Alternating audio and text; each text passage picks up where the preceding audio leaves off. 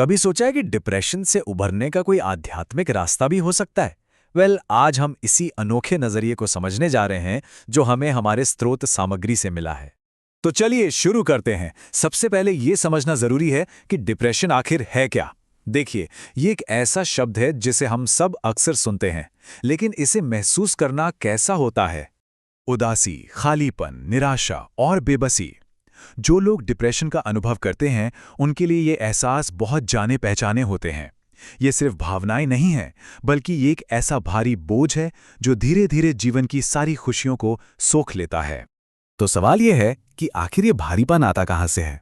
हमारी स्रोत सामग्री एक बहुत ही दिलचस्प विचार सामने रखती है, मन की खुद बनाई परछाई। इसका क्या मतलब हो सकता है?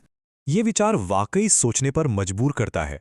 इसके मुताबिक डिप्रेशन एक ऐसी समस्या है जिसकी जड़ें कहीं बाहर नहीं बल्कि हमारे अंदर ही होती हैं।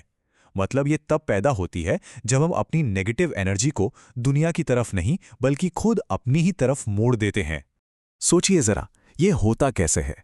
जब कोई इंसान खुद से प्यार करना बंद कर देता है, लगातार दूसरों से खुद को कंपेयर करता रहता है, या बस अपनी ही गलतियों और असफलताओं के बारे में सोचता रहता है, तो यही नेगेटिव एनर्जी अंदर की तरफ मुड़कर डिप्रेशन बन जाती है। ये एक तरह से खुद पर ही हमला करने जैसा है। लेकिन अच्छी बात यह है कि यहाँ सिर्फ समस्या की बात नहीं हो रही, बल्कि समाधान की भी हो रही है। और उस समाधान का जो पहला कदम है, वो हमारे अपनों से, हमारे परिवार और दोस्तों से शुरू होता है। जो इंसान डिप्रेशन से गुजर रहा है, उसे किसी भी चीज से ज्यादा प्यार और अपनेपन की जरूरत होती है। असल में यही हर इलाज की नींव है, एक सुरक्षित माहौल जहां से हीलिंग की शुरुआत हो सके। तो सवाल यह है कि प्रियजन असल में मदद कर कैसे सकते हैं? स्रोत कुछ बहुत ही प्रैक्टिकल तरीके बताता है, जैसे घर का माहौल शांत और हल्का फुल्का रखें, पुरानी गलतियों को बार बार याद न दिलाएं, उन्हें बस ये विश्वास दिलाएं कि हम सब तुम्हारे साथ हैं, उन्हें किसी न किसी काम में बिजी रखें, और सबसे जरूरी, सब मिलकर उनके लिए पॉजिटिव सोचें और पॉजिटिव एनर्जी भेजें। तो देखिए, यहाँ इलाज के दो पहलू एक साथ काम करते हैं।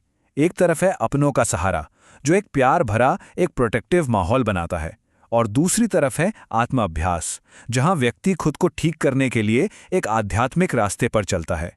चलिए अब इस दूसरे रास्ते को थोड़ा और समझते हैं।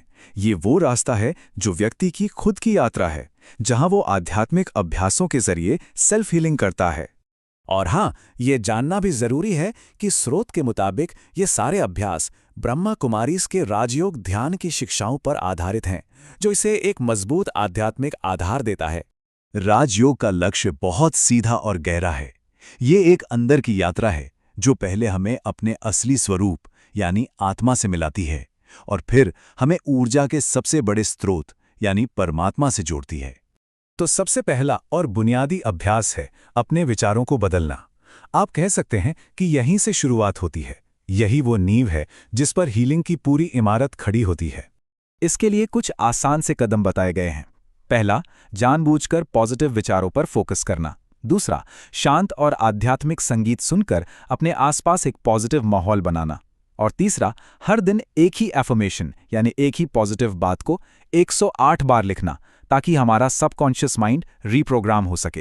और लिखने के लिए यहाँ बहुत शक्तिशाली एफर्मेशंस भी दिए गए हैं, जैसे पहले 7 दिन लिखिए, मैं एक महान आत्मा हूँ, और फिर अगले 7 दिन, मैं मास्टर सर्वशक्तिमान हूँ। ये जो दोहराव है ना, ये धीरे धीरे हमारे मन के सोचने का पैटर्न ही बदल देता है।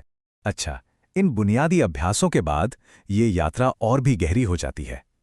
अब हम कुछ ऐसे ध्यान अभ्यासों को देखेंगे जो हमें सीधे उस डिवाइन सोर्स से जोड़ते हैं। अगला अभ्यास एक बहुत ही पावरफुल विजुअलाइजेशन है।